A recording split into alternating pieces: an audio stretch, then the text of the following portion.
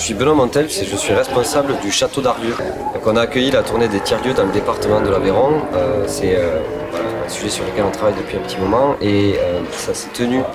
le vendredi 30 juillet sur Arvieux, où on a accueilli toute l'équipe et les conventions et les citoyens de la convention climat pour une rencontre débat qui a débuté à 20h15 dans la salle des Tilleuls et finalement qui a permis de provoquer un peu le dialogue entre les habitants d'Arvieux et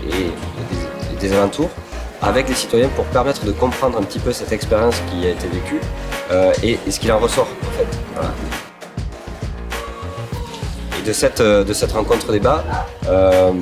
on ressort avec l'idée de proposer aussi nous, aux citoyens, de découvrir un petit peu ce qui se passe sur le territoire. Et c'est la raison pour laquelle le lendemain matin, le samedi matin, on a proposé une visite d'initiative locale, le jardin d'Arvieux, le tiers-lieu villageois, au sein duquel s'est tenue la rencontre débat la veille, la visite des locomotivés, un drive paysan qui met en relation des producteurs locaux sur un rayon de 30 km avec des consommateurs. Et enfin, je suis Hélène Jauger, je suis coprésidente des Locomotivés, qui est une association de producteurs et consommateurs qui organise notamment chaque semaine la livraison de produits locaux.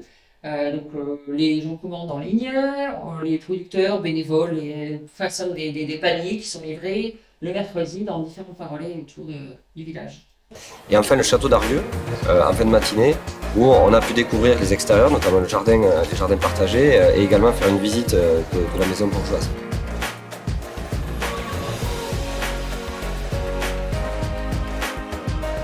Et puis on a enchaîné sur un défi locavore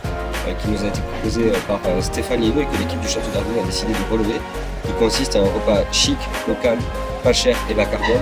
et qu'on a partagé tous ensemble à la fois avec l'équipe, les citoyens, l'équipe de la tournée et aussi d'autres personnes qui s'étaient inscrites à l'occasion. Et ensuite, on s'est rendu le samedi après-midi sur Rodez, à Station A,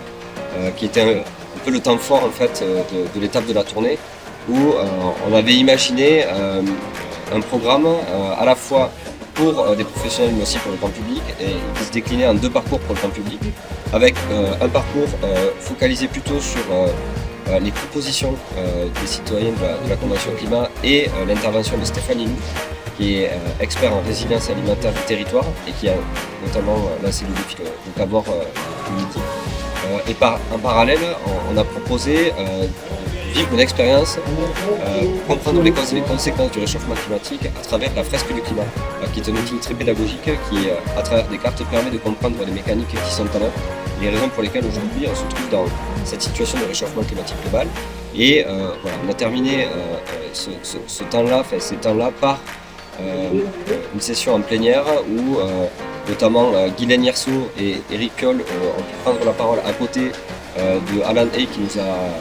parlé un petit peu de Station A et Dany qui a porté la parole des citoyens à ce moment-là.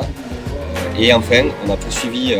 cette étape itinérante le dimanche matin à Millau, au Ping Pong Cowork, où était proposée une visite de jardin du Chéran, jardin en insertion, jardin de campagne, et une découverte du tiers-lieu, le Ping Pong Cowork. On a eu un temps d'échange encore une fois avec des citoyens pour approfondir leur expérience et où on a finalement pu tous partager un repas qui a été proposé par des producteurs locaux qui participent à l'activité du clic à la ferme.